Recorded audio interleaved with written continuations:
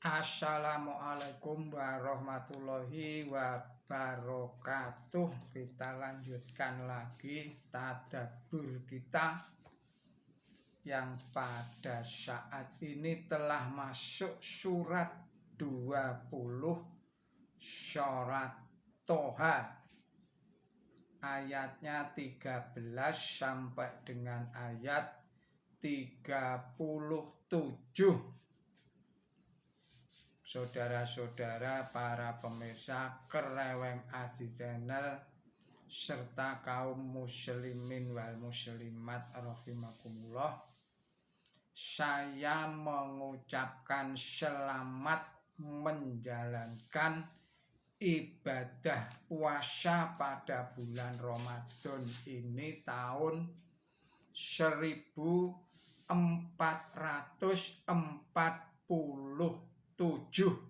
Hijriyah.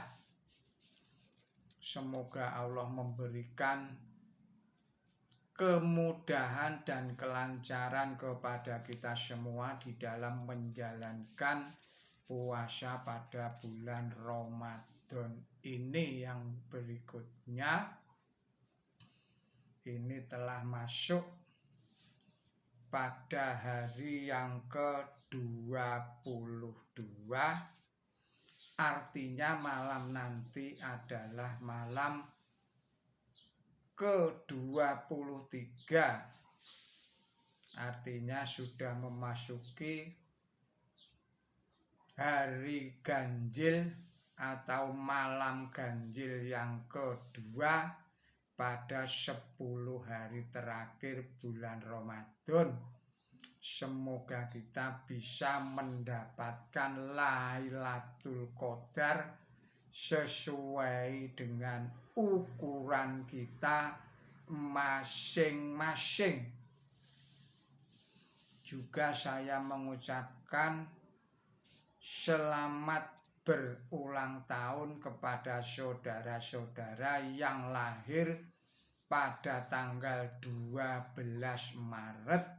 Semoga Allah Subhanahu wa Ta'ala memberikan umur yang panjang yang barokah.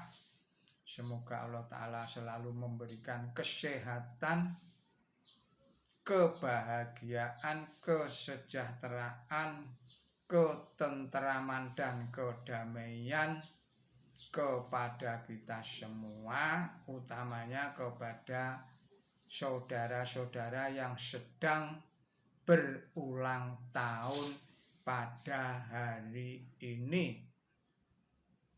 Kemudian saya juga mengucapkan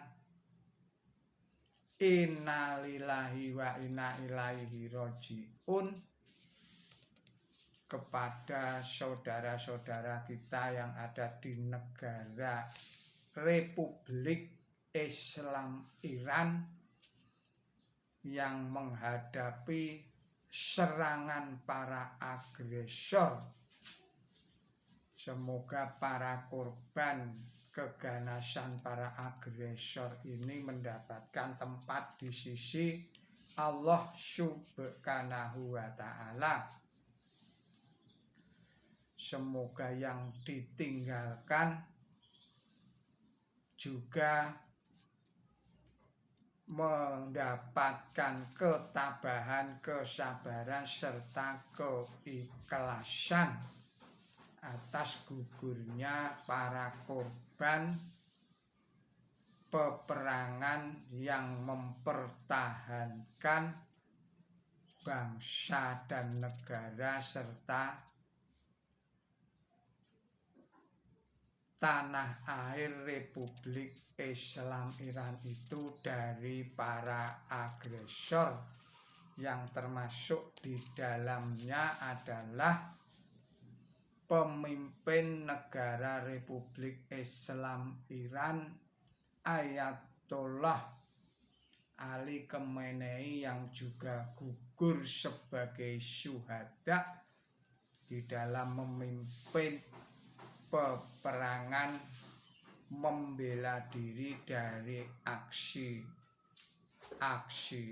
agresor. Baiklah, kita lanjutkan tadabbur kita. Bismillahirrahmanirrahim. Wa ana qtartuka fastami' lima yuha. Innani anallahu la ilaha illa anna fa'budni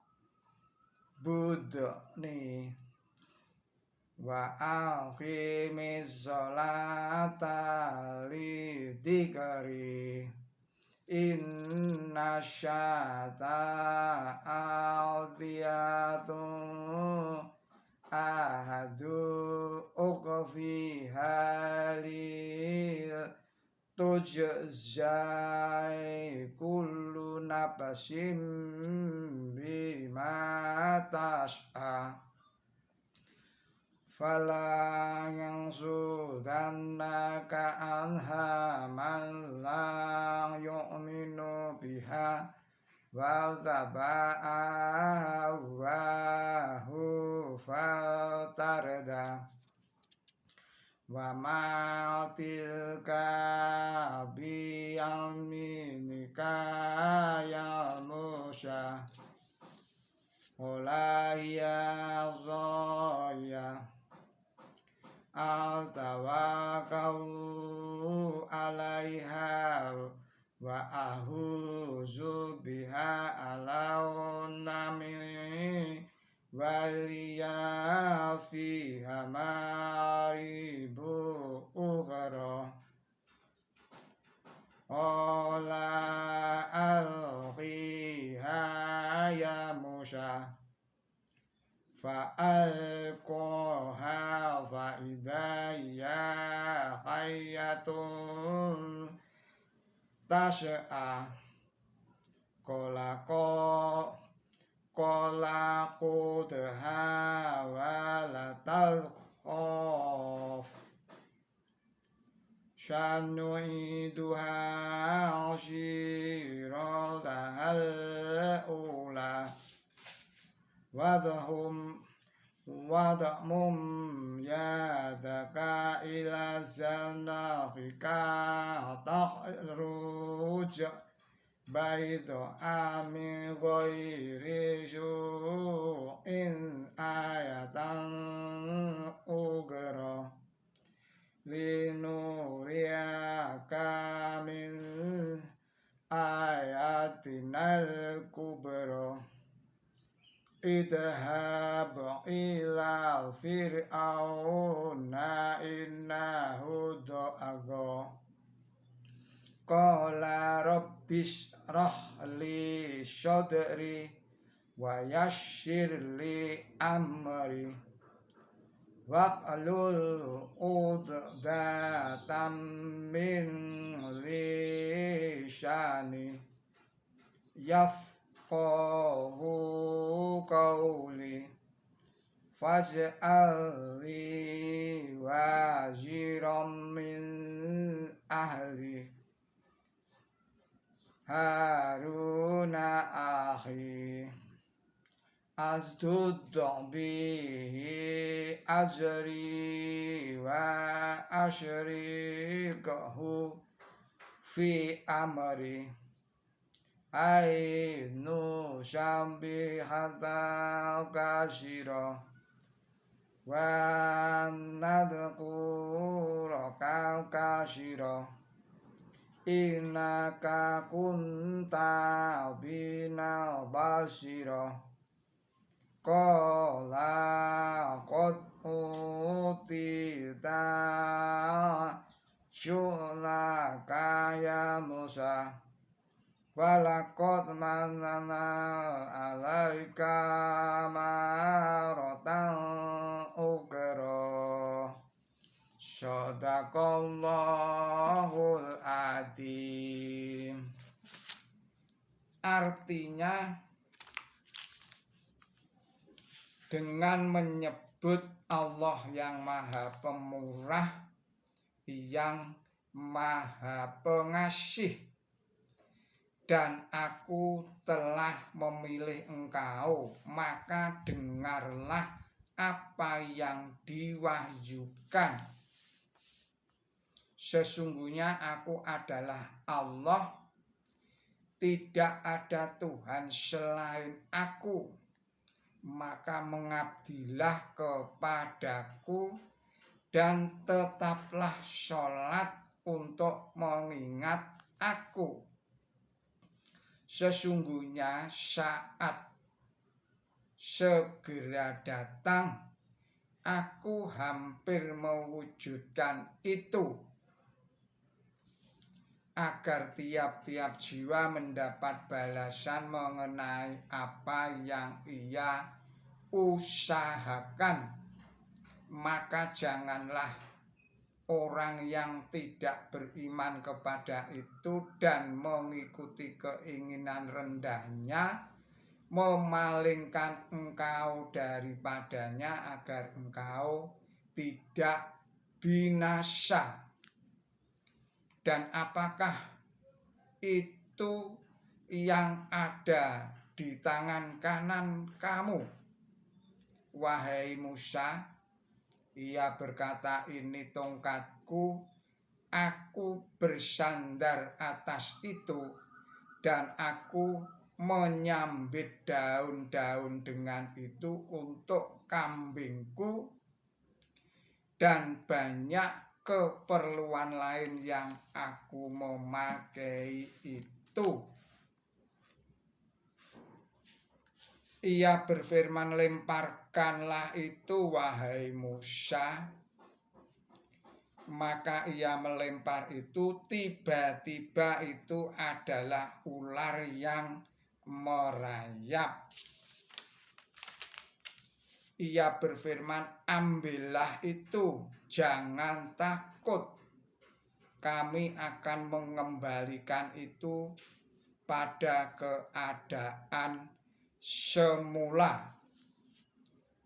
Tekankanlah tanganmu pada lambungmu, dan itu akan keluar berwarna putih tanpa noda sebagai tanda bukti yang lain, agar kami memperlihatkan kepada engkau sebagai tanda bukti kami yang besar.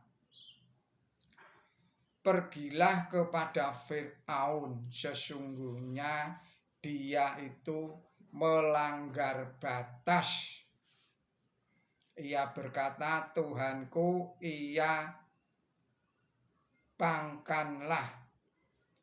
Saya ulangi lagi ayat 25. Ia berkata, Tuhanku, lapangkanlah dadaku dan mudahkanlah urusanku, dan lepaskanlah simpul dari lidahku,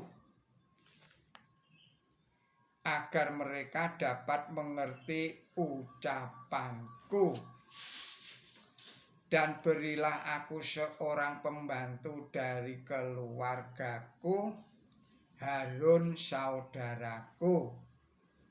Tambahkanlah kekuatanku karena dia, dan buatlah dia memikul sebagian tugasku, sehingga kami dapat memahasucikan dikau sebanyak-banyaknya, dan mengingat-ingat engkau sebanyak-banyaknya.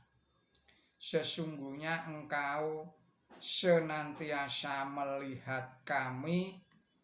Ia berfirman, sesungguhnya permintaanmu telah dipenuhi, wahai Musa. Dan sesungguhnya kami di lain waktu telah menganugerahkan kenikmatan kepada engkau, tatkala kami wahyukan kepada ibumu sesuatu yang diwahyukan. Saudara-saudara, para pemirsa Kereweng Aji Channel yang berbahagia, serta kaum muslimin wal muslimat rahimakumullah, demikianlah arti dan makna surat 20 surat Toha ayatnya 13 sampai dengan ayat 37. Penjelasannya adalah sebagai berikut.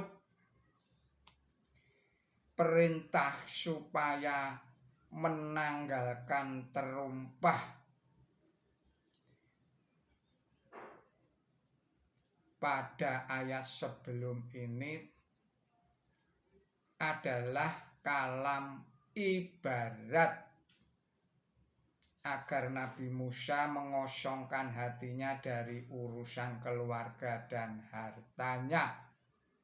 Menurut mufasir lain, itu adalah perintah untuk bertinggal, sama halnya seperti jika kamu menyuruh seseorang untuk bertinggal, kamu berkata, tanggalkanlah pakaianmu dan sepatumu dan sebagainya. Sebagian mufasir mengira bahwa Tawa adalah nama lembah.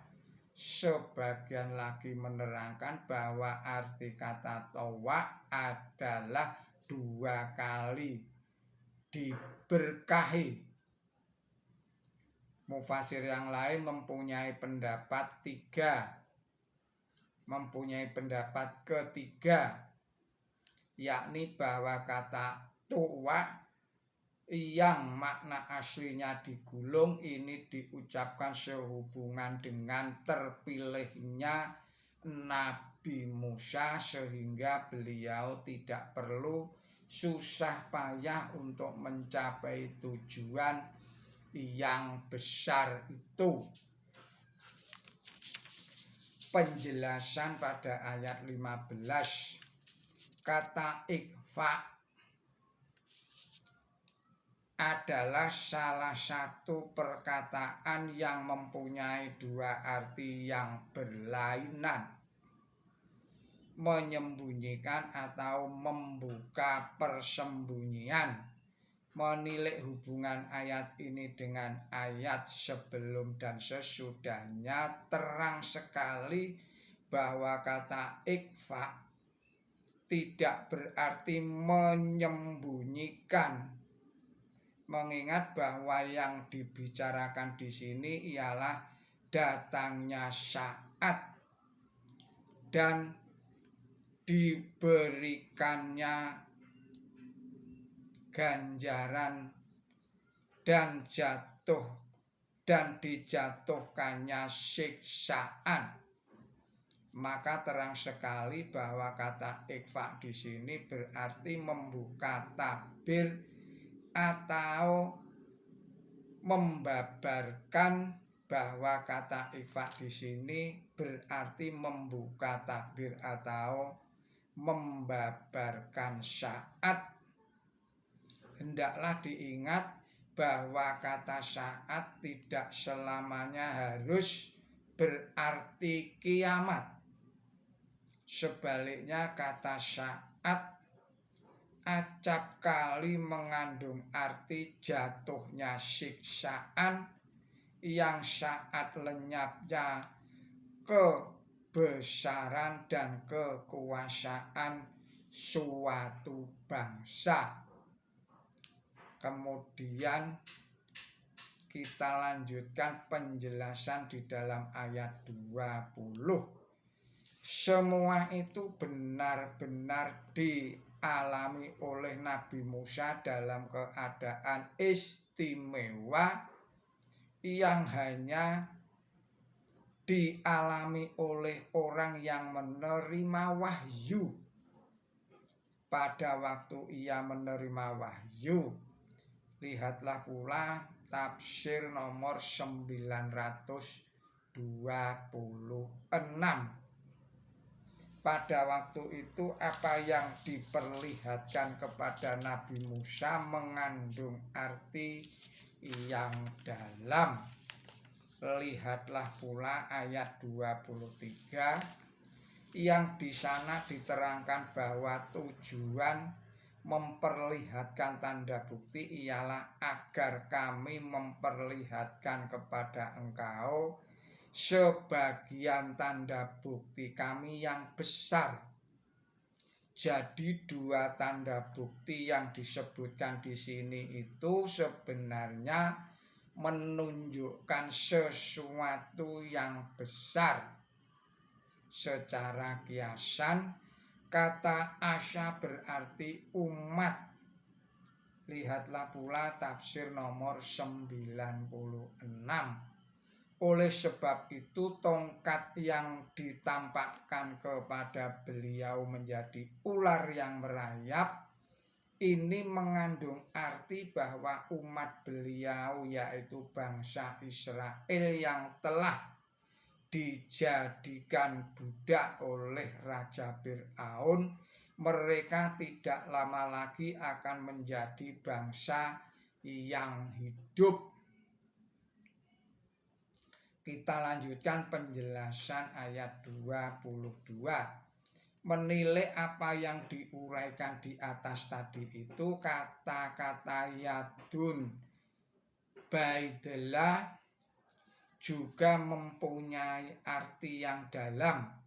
Kata yadun baidillah yang makna aslinya tangan yang putih ini mengandung arti dalil yang terang benderang dan berarti pula bukti atau bukti yang dipertunjukkan atau hujah atau tanda bukti. Adapun arti kata itu yang dalam ialah bahwa hujah Nabi Musa akan menang. Orang hanya mencari-cari tafsiran yang tidak wajar jika orang yang kaku lidahnya atau gugup kata-katanya disebabkan karena lidahnya terbakar. Kata uqdatul lisan artinya lidah yang kasar atau kasar. Orang yang mempunyai uqdah atau bundelan dalam lidahnya itu disebut uqid. Uqid artinya orang yang gagap, kata-katanya tidak mampu bicara dengan santai. Kita lanjutkan lagi penjelasan pada ayat yang berikutnya, yaitu ayat 29. Kata wazir berasal dari wizr, maknanya beban. Itu makna aslinya orang yang memikul beban. Oleh sebab itu berarti pembantu, karena seorang pembantu memikul beban orang lain. Wazir dapat pula diterjemahkan menteri, mengingat bahwa kata itu banyak digunakan dalam arti menteri kerajaan. Saudara-saudara, para pemirsa Kereweng Asih Channel yang berbahagia, serta kaum muslimin wal muslimat rahimakumullah, demikianlah tadabbur kita kali ini. Mohon maaf atas segala kesalahan dan kekilapan saya. Billahi taufik wal hidayah. Ihdinas siratal mustaqim. Wassalamualaikum warahmatullahi wabarakatuh.